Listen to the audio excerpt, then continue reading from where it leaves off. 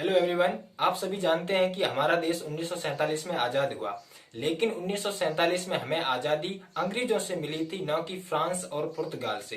क्योंकि भारत के कुछ ऐसे भी क्षेत्र थे जो फ्रांस के अधीन थे और कुछ ऐसे क्षेत्र थे जो पुर्तगाल के अधीन थे। तो पुर्तगाल और फ्रांस के अधीन जो भारत के क्षेत्र थे उनको आजादी कैसे मिली, इस वीडियो में हम उसके बारे में बात करेंगे। देखिए, सबसे पहले बात करते हैं फ्रांस की। फ्रांस के अधीन भारत के 5 क्षेत्र थे। कितने क्षेत्र? 5। सबसे पहला जो क्षेत्र था उसका नाम था चंद्रपुर। चंद्रपुर जो है ये वर्तमान में पश्चिम बंगाल में है।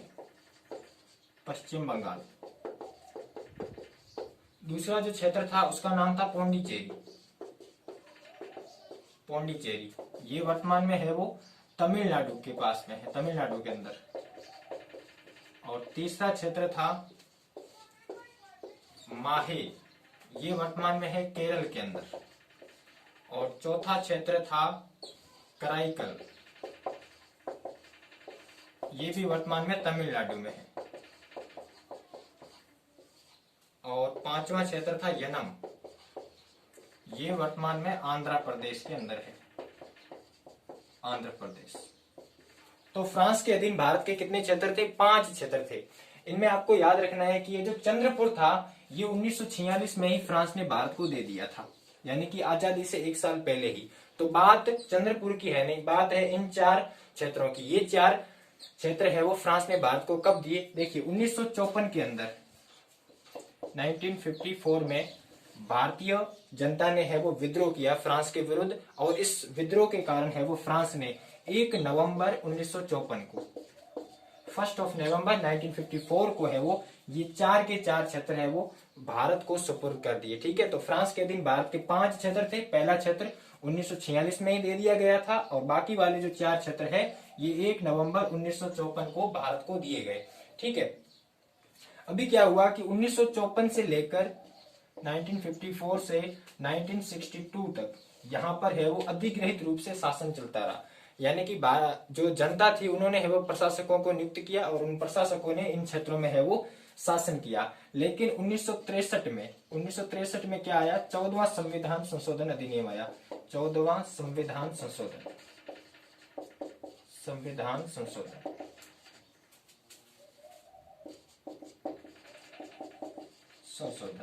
तो 1963 में 14th कॉन्स्टिट्यूशनल अमेंडमेंट के तहत जो है इन 4 क्षेत्रों को मिलाकर एक है वो केंद्र शासित प्रदेश बनाया गया, यूनियन टेरिटरी बनाया गया, और उसको नाम दिया गया पौंडीचेरी। क्या नाम दिया गया? पौंडीचेरी। ठीक है, और 2006 में क्या हुआ कि इसका नाम बदल दिया गया, और नाम बदल के कर दिया गया पुडुचेरी। ठीक है, तो फ्रांस के अधीन, मैं फिर से रिपीट कर रहा हूं, भारत के कितने क्षेत्र थे? 5 क्षेत्र। 5 में से पहला क्षेत्र चंद्रपुर जो पश्चिम बंगाल में था 1946 में दे दिया गया। 1954 में भारतीय जनता ने विद्रोह किया, इसलिए 4 क्षेत्र बाकी वाले 1 नवंबर 1954 को फ्रांस ने भारत को सुपुर्द कर दिए। ठीक है, उसके बाद में 1954 से 62 तक यहाँ पर है वो अधिग्रहित रूप से शासन चलता रहा, और 1963 में 14वां संविधान संशोधन अधिनियम आया, जिसके तहत इन 4 क्षेत्रों को मिलाकर एक केंद्र शासित प्रदेश बनाया गया, जिसका नाम रखा गया पौंडीचेरी। और 2006 में पौंडीचेरी का नाम बदलकर रख दिया पुडुचेरी। आपको एक बात याद रखनी है कि ये भारत का एकमात्र ऐसा केंद्र शासित प्रदेश है जिसका विस्तार 3 राज्यों में है। कितने राज्यों में है?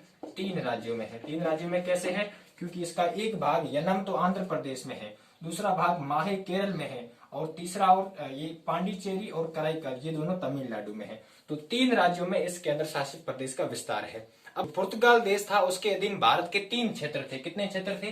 3 क्षेत्र थे पुर्तगाल के पास में। इन 3 क्षेत्रों में पहला तो था गोवा खुद, और दूसरा क्षेत्र था दमन व दीव,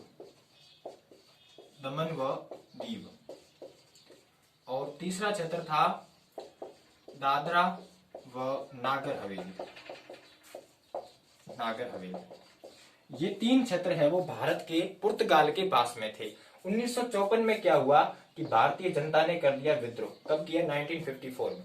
1954 में विद्रोह किया तो क्या हुआ कि दादर व नागर हवेली जो है ये भारत को प्राप्त हो गया, लेकिन ये दो क्षेत्र अभी भी प्राप्त नहीं हुए।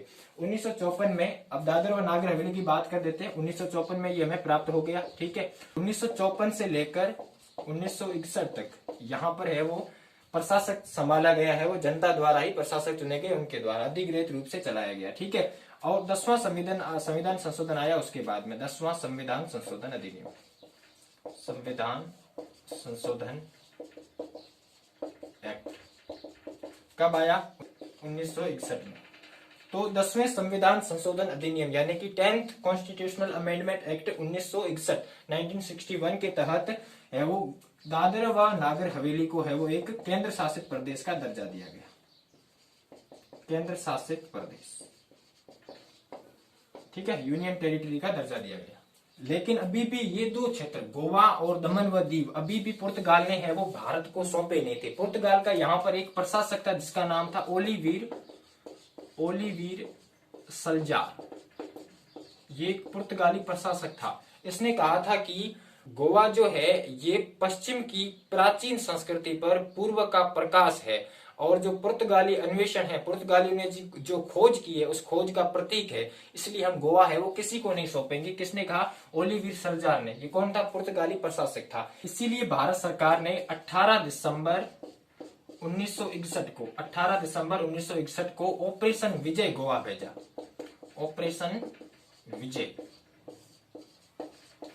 ऑपरेशन विजय के तहत है वो भारतीय सेना को गोवा में भेजा और 36 घंटों के अंदर भारतीय सेना ने पुर्तगालियों को हरा दिया। और पुर्तगालियों को हराने के बाद है वो गोवा है वो 19 दिसंबर को गोवा है वो अधिकार में आ गया। किसके? भारतीय सेना के अधिकार में आ गया। इसीलिए 19 दिसंबर को क्या मनाया जाता है? गोवा मुक्ति दिवस मनाया जाता है, गोवा मुक्ति दिवस।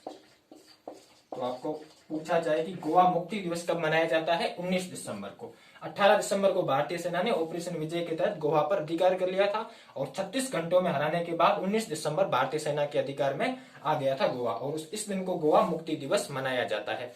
ठीक है, ऑपरेशन विजय जो एक और है वो कारगिल युद्ध के दौरान हुआ था, तो आपको इसमें भ्रमित नहीं होना है, या आप सीधा इसको गोवा मुक्ति संग्राम भी बोल सकते हो। ठीक है ना। देखो इसके बाद में क्या हुआ कि भारत सरकार द्वारा 12वां संविधान संशोधन अधिनियम पास किया गया।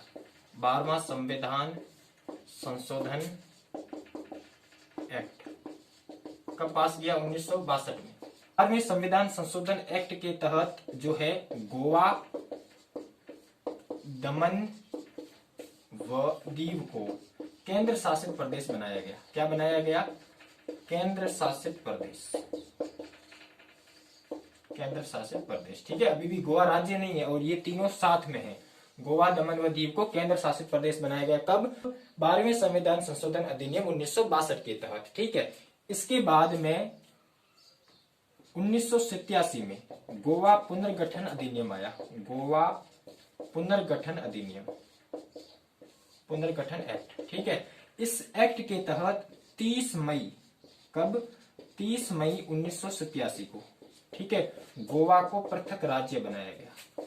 गोवा को राज्य का दर्जा दिया गया और गोवा है वो भारत का 25वां राज्य बन गया। कौन सा राज्य? 25वां राज्य। कब बनाया गया? 30 मई 1987 को।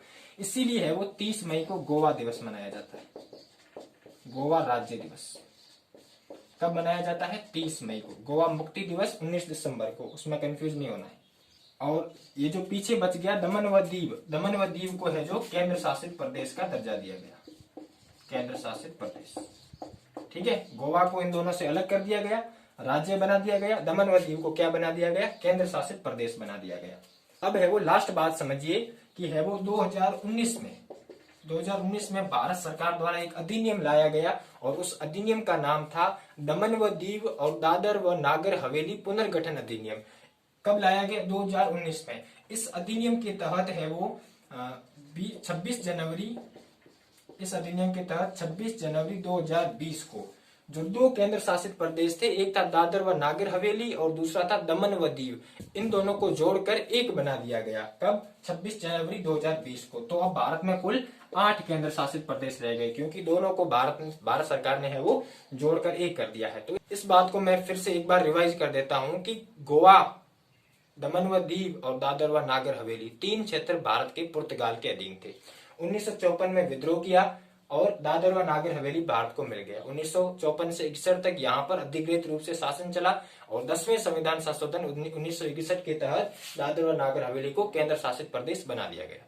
लेकिन ये दोनों क्षेत्र तो भारत को दिए नहीं, इसीलिए वो ओलिवियर सरदार ने कहा था कि हम तो सौंपेंगे नहीं ये क्षेत्र, इसीलिए भारत सरकार ने है वो ऑपरेशन विजय किया। ऑपरेशन विजय के तहत भारत सरकार ने 19 दिसंबर 1961 को गोवा पर अधिकार कर लिया और उसके बाद में गोवा, दमन व दीव तीनों को केंद्र शासित प्रदेश बना दिया गया। और उसके बाद में 30 मई 1987 को गोवा पुनर्गठन अधिनियम एक्ट के तहत गोवा को पूर्ण राज्य का दर्जा प्रदान किया गया और उसके बाद में दमन व दीव को केंद्र शासित प्रदेश बनाया गया। लेकिन 2019 में एक एक्ट पास हुआ और 26 जनवरी 2020 को लागू हुआ। इसके तहत दादर व नागर हवेली और दमन व दीव दोनों को जोड़कर एक केंद्र शासित प्रदेश बना दिया गया।